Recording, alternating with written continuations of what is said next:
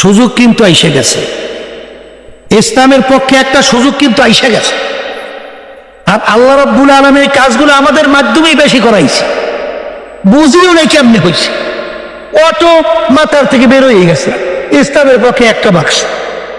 কেমনে কেমনে বের হয়েছে জানি না, কথা বুঝলেন না বুঝলেন নাই? এবার দেশপ্রেমিক জড়াইছে, এইটার যে এই ফলেই বিহাত বুঝতে পারিনি, কথা বুঝছেন? এই কালে কালে সবাই চেষ্টা করলাম, আমাদের খেয়াল ছিল কওমি ঘরানার ইসলামী দলগুলোকে আগে এক জায়গায় নিয়ে আসবো, এরপর দেশপ্রেমিক সহ ইসলামী দল যারা আছে তাদের সাথে আলোচনা করব, তারপর আমরা সামনে চলবো ইসলাম দেশ মানবতার কল্যাণের জন্য। আলহামদুলিল্লাহ নিয়েও আসছিলাম সব ইসলামী ঘরানার দলগুলো, বিশেষ করে এই ইসলামী আন্দোলন, তারপর বাংলাদেশ খেলাফত মজলিস মামুনুল হক গুরু, এইবার খেলাফত মজলিস আহমদ আব্দুল কাদের বাচ্চু, এইবার নিজাম ইসলাম, এরপরে আর জানি কোন দল ইসলামী, এই জমিয়তে উলামা ইসলাম, এই জমিয়তে উলামা ইসলাম এদেরকে নিয়ে আসলাম। নিয়ে আসার পরে আমরা বসলাম, এই মাঝখানে ঘটনা বললাম না, ঝামেলা হয়েছে আর কি অনেক। তাই শেষ পর্যন্ত লিয়াজ কমিটি হইল, 2 জন করে থাকলো, 2-3 মিটিং জমিয়ত উলামা ইসলাম কিন্তু আমাদের সঙ্গেই ছিল। হঠাৎ কোনো কথা নাই, কোনো আলোচনা নাই, হঠাৎ এই যে এক বাক্স নীতি তারা কিন্তু ঘোষণা করছে, দেখেন নাই সাংবাদিকদের সামনে, দেখছেন এগুলো পড়িয়ে আছে না? তারা কি এক বাক্সের নীতির ব্যাপারে একমত ঘোষণা করছে কি করে নাই? হঠাৎ জমিয়তে উলামা ইসলাম দেখি উধাও বেরোয় চলে গেছে। আমরা হতভম্ব যে ব্যাপার কি, কোনো কথা নাই, কোনো আলোচনা নাই, এরকম হঠাৎ বের হয়ে গেল, কারণ কি? এরপরেই দেখি যে খালেদা জিয়ার ছবি, তারেকের ছবি, যখন এদের মাথার উপরে পথপথ পথপথ করিয়া উঠবে তখন নাকি লোকে লোকারণ্য, তখনও তো বুঝলাম ঘটনা তো আসলে কোন জায়গায় বলছিল। সেখানে যে বলছিল আমাদের বড় বড় দায়িত্বশীল মহাসচিব সহ তারাও ছিল, যখন এই কথাটা বলছে তখন সে বলছিল যে কিছু হুজুর আপনাদের সাথে দেব, কারণ যদি আপনাদের কিছু হুজুর না থাকে তাহলে তো ওই আমেরিকা ভারত ওই বিভিন্ন যে আছে না, ইসলাম উত্থান না হোক এই জন্য বিভিন্ন ষড়যন্ত্র করতেছে। তা আপনাদের সাথে কিছু হুজুর যদি উঁচুওয়ালা টুপিওয়ালা উঁচা এই যদি সাথে থাকে তাহলে আমাদের চলতে সুবিধা হইবে, এই জন্য কিছু হুজুর কিছু আপনাদেরকে দেব, এই কথা বলি আস। এরপরে শুরু হয়ে গেল খেলা। আপনারা জানেন না, আমি কিন্তু সব জানি, ও আমার সব খবর আছে, কোন জায়গায় কি বৈঠক হয়, কেরা কি বলে, এরপর কোথার থেকে কি আসে, কত বলবো না, আল্লাহ মাফ করবো আমাকে, যেই কথা বলতে চাইছিলাম এইটা দেখার পরে হতভম্ব। তা জিজ্ঞাসা করে ব্যাপার কি, আপনারা বেরোই আসেন কেন? কলে তাদের স্টেজে জামাত ইসলাম গেছে এই জন্য বেরোইছি। আমাদের সমাবেশ করলাম ঢাকায়, মনে আছে? তারা কিন্তু বেরোই গেছে আমাদের সমাবেশের আগেও, কথা বুঝুন না বুঝুন নাই? তারা কিন্তু বেরোইছে আমাদের সমাবেশের আগে, সমাবেশের পরে না। এরপরে আমাদের সমাবেশে দেখছেন কয়েকটা দাবি, এর ভিতরে একটা ছিল পিয়ার। পিয়ার হইল তো বাংলাদেশ একটা সুন্দর স্বর্ণের দেশ হইত, কোনো কালো টাকার দৌরাত্ম, এই চাঁদাবাজি ধোকাবাজি গুন্ডাদের তাণ্ডব থাকতো না, আর বাক্স নিয়ে টানাটানি ছিটাছাটি মারামারি খুন খারাপি আল্লাহর মধ্যে থাকতো না, এবং সবাই সব দেশ চালাবার একটা অংশগ্রহণ থাকতো। অত ব্যাখ্যা দরকার নেই, সংক্ষেপে বলছি। এখন এই দাবি বাস্তবায়নের জন্য আমরা রাজনৈতিকভাবে হিন্দুদেরকে দাওয়াত করছি না, কথা কয় না, খ্রিস্টান করছি না, এই বৌদ্ধ করি নাই, বৌদ্ধ হিন্দু খ্রিস্টান তারা স্টেজে আসছে, এবং সমস্ত রাজনৈতিক দল সব আসে নাই, সেখানে জামাতও আসছে। আমাদের এই দাবিগুলো মজবুতের জন্য একসঙ্গে এরা রাজনৈতিক প্ল্যাটফর্মে গুলো হয়, কথা ঠিক না বে ঠিক? এর অর্থ কি আমরা জামাতের আকীদায় বিশ্বাস করছি? কথা কন না কেন? মুফতি ফয়জুল করিম ডাইরেক্ট পরিষ্কার সাংবাদিকদের পুরস্কার জবাব বলছে না, তাদের আকীদা তাদের কাছে, আমাদের আকীদা আমাদের কাছে, এক বিন্দু আমরা লড়ি নেই, কথা ঠিক না বে ঠিক? এখন যারা এই অজুহাত দেয় এদের সঙ্গে কি জামাত ইসলাম ছিল কখনো? ও কয় ছিল একদিন একদিন, হ্যাঁ কতদিন? এই যুগ যুগ, কথা বোঝেন নাই? এই তখন, হ্যাঁ, আর হের দরকার নেই। এইবার এরা যে জামাতের সাথে কিভাবে আলোচনা কইরা মাপ চাইয়া এইবার ভাই ভাই দানের শেষে ভোট চাই, এগুলা সব তো বাইরেই আছে। তা তোমাদের মুখে এই কথা সাজে? এই তোমাদের মুখে এই কথা সাজে? তখন জামাত ছিল নিষ্কুলুষ, পৌত পবিত্র। আর এখন ইসলামের পক্ষে, দেশের পক্ষে, মানুষের কল্যাণের পক্ষে আমরা চিন্তা করছি। পরিষ্কার এখন বলতেছি, ভিতর কথা রাখতে লাভ নাই। আমরা চাইতেছি থামেন, বিএনপি যেন এককভাবে ক্ষমতায় আসতে না পারে। কথা পরিষ্কার। বসেন বসেন বসেন বসেন বসেন বসেন।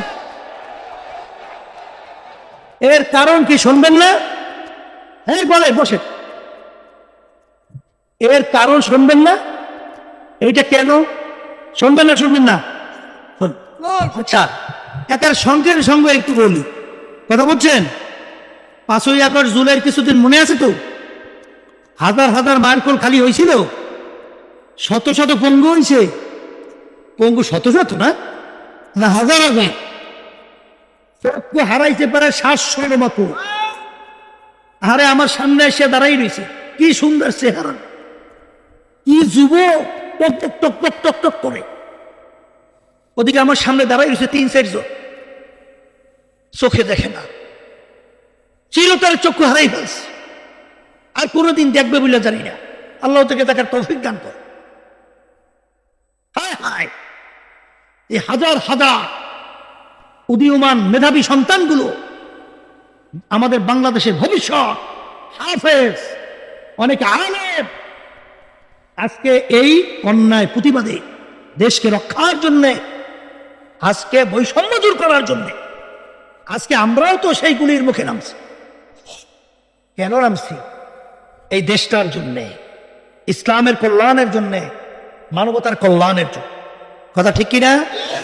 কিন্তু এখানে কিন্তু ডালমেকুস কালো হয়, কথা বলছেন? সেখানে অভ্যুত্থানের সরকার, প্রেসিডেন্ট থাকলে সংবিধান জারি, সংবিধান বিলুপ্ত হয় না। আর প্রেসিডেন্ট না থাকলে সংবিধান, তাই প্রেসিডেন্ট সরানোর ব্যাপারে আপত্তি জানাইছে কারা? আসতে কয়, আর একটু আসতে কয়। আচ্ছা, এই যারা গণ অভ্যুত্থান করছে, এই অভ্যুত্থানের এটা কি চাহিদা না উল্টা? আচ্ছা, গেল গেল। আচ্ছা, এরপরে আমাদের দাবি কি ছিল? মৌলিক সংস্কার, কথা বলে না? কি সবার দাবি ছিল? আচ্ছা, আমরা সবাই নামছি মৌলিক সংস্কারের জন্যে। এরপরে দৃশ্যমান বিচার, এই যে এতগুলো মানুষ মাইরে ফেলাইল, এই দেশে টাকা পাচার করলো, পঙ্গু হলো, আয়নাগার হলো, পিলখানা হলো, এগুলো বিচার লাগবে না? এটা সবাই দাবি কিনা? আচ্ছা, তাই সংস্কার, দৃশ্যমান বিচার। আচ্ছা, এরপরে হইল জাতীয় নির্বাচন, কথা ঠিক? তিনটাই তো। আচ্ছা, আপনারা কি দেখছেন?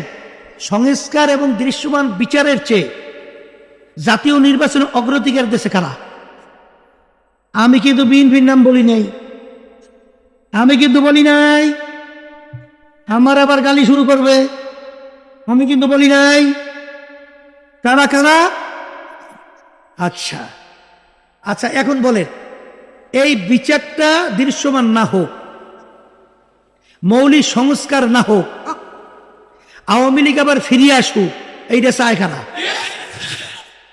এইটা ভারত চায়, ভারত। কারা চায়? আবার জোরে বলেন। এখন আল্লাহ মাফ করুক, দিলের খবর তো আর জানি না, তবে তাদের কথার সাথে কাজের সাথে, ভারতের কথার সাথে কাজের সাথে কেমন জানি একটু মেলতে চায়। আমাকে সন্দেহ বাড়ছে। আল্লাহ মাফ করুক, এরকম না হোক, এটা চাই। কিন্তু ব্যাপারটা কেমন যেন একটু সন্দেহ হয়, একটু সন্দেহ হয়। কথা বলছেন? ওই যে বলছি বিএনপি একবারে ক্ষমতা যেন না আসে, যখন আওয়ামী লীগ তাদের কার্যক্রম বিচার না হওয়া পর্যন্ত নিষিদ্ধ, এই জন্য রাজপথে আমরা নামছি। এইটার বিরোধিতা করছে কারা? তামসারা দেখেন, তামসারা দেখেন কারা? আচ্ছা, তাইলে দেশের যে মৌলিক পরিবর্তনগুলো, সংস্কারগুলো দরকার, এগুলা সব বাধা দেখতেছি বাংলাদেশের ভিতরে কয়েকবার দেশ চালাইছে। কথা ঠিক না? এখন আমাদের ভয় হয়, গ্রামে একটা কথা আছে, চুন খাইয়ে মুখ পড়ছে, চুন খাইয়া মুখ পড়ছে। চুনের রং কি? দধি নিয়ে আসছে, দধি তো শরীরের জন্য ভালো, কিন্তু এখন ও তো দধিও ছেড়ে না, চুনও ছেড়ে না। যখন ওই দধি দেখছে, ও তো হঠাৎ আশঙ্কা হয়ে উঠছে, সর্বনাশ, খাওয়া যাবে না, আমার মুখ পড়িয়ে আছে, শোনাও। কিন্তু ওটা তো চুন না, দই। তা এখন এদের এই কার্যক্রম, ওই জুলাই, ওই 5ই আগস্ট, ওই নজরে দেখলি আমরা চাপলা খাই উঠি। আমরা যখন রাস্তায়, তখন দেখি আশরাফুল মাকুলুকাত মানুষ, তাদের মগজগুলো বেরিয়ে মানুষগুলো পাখির মতো রাস্তায় পড়িয়ে রয়েছে। তখনও মায়ের কান্না বন্ধ হয় নাই, জোরে ওদের চিল্লাই চিল্লাই বলে, আমার সন্তান আজকে কয়েকদিন পর্যন্ত আমাকে মা বলে ডাক দেন। আজকে সেই আবু সাইদের সেই 2 হাত প্রসারিত করে দেশের জন্য গুলি পাখির মতো লাগার পরে আজকে রাস্তায় লুটে গেল, আমাদের দৃশ্য এখনো যায় না। আর সেই অবস্থায় এককভাবে যদি আবার বিএনপি ক্ষমতায় আসে, তাইলে আল্লাহ মাফ করুক জানি না, আল্লাহ মাফ করুক জানি না, আল্লাহ না ঘটাও, তাহলে বাইপাস রূপ আবার কিন্তু সেই ভারত ঢুকবে, আবার কিন্তু সেই আওয়ামী লীগ সহ। সব আওয়ামী লীগ খারাপ না, আওয়ামী লীগের ভিতরে অনেক দেশ প্রেমিক মনে করিয়া হয়তো বা দল করে, সব তো আর খুন খারাপের সাথে জড়িত না। কথা ঠিক না? ঠিক। ওই কিন্তু দুষ্কৃতিকারী আবার ঢুকবে, আবার সেই চাঁদাবাজদের দৌলতে বেড়ে যাবে, আবার মায়ের কোন সন্তান হারা পরিবেশ হবে, আবার আমাদের দেশ গুরুমের চিন্তিতের মধ্যে সামর্থ্য হবে, আবার আমাদের এই দেশের টাকা বিদেশে পাচার হবে। কথা ঠিক না ব্যক্তি? বসেন। এই জন্য আমরা তাদের কথা যদিও নাকি দধি মার্কার কথা, কি আমাদের ভয় করে, আমাদের কি করে, আবার আমাদের কি করে, আমাদের বারবার রাস্তায় আবার সন্তানের এরকম মাকড় হারা হবে, আর লক্ষ লক্ষ মানুষ আবার তাদের মিথ্যা কেসের মাধ্যমে সংসার বিলীন হবে। আবার আমাদের কষ্টকৃত আমার কৃষক বাজানরা, আমার রিক্সাওয়ালা বাজানরা, আমার জেলে বাজানরা, আমার ভাইরা আজকে রোদ্রে পইরা বিদেশের মধ্যে চামড়া কালো হয়ে যায় পুইয়া, সেই টাকা বাংলাদেশে পাঠায়, এই রেমিটেন্সের মাধ্যমে দেশ চলছে। আর ওরা এলেট পার্সন নাম দিয়া ওরা সেই চেয়ারে বসে আমাদের দেশের টাকা বিদেশে পাচার করে, বেগমপাড়া তৈরি করে 620টার মতো বাড়ি বানায়। আমাদের দধি দেখলে ভয় ভাই, কথা সোজা, দধি দেখলে ভয় ভাই, দধি দেখলে ভয় ভাই।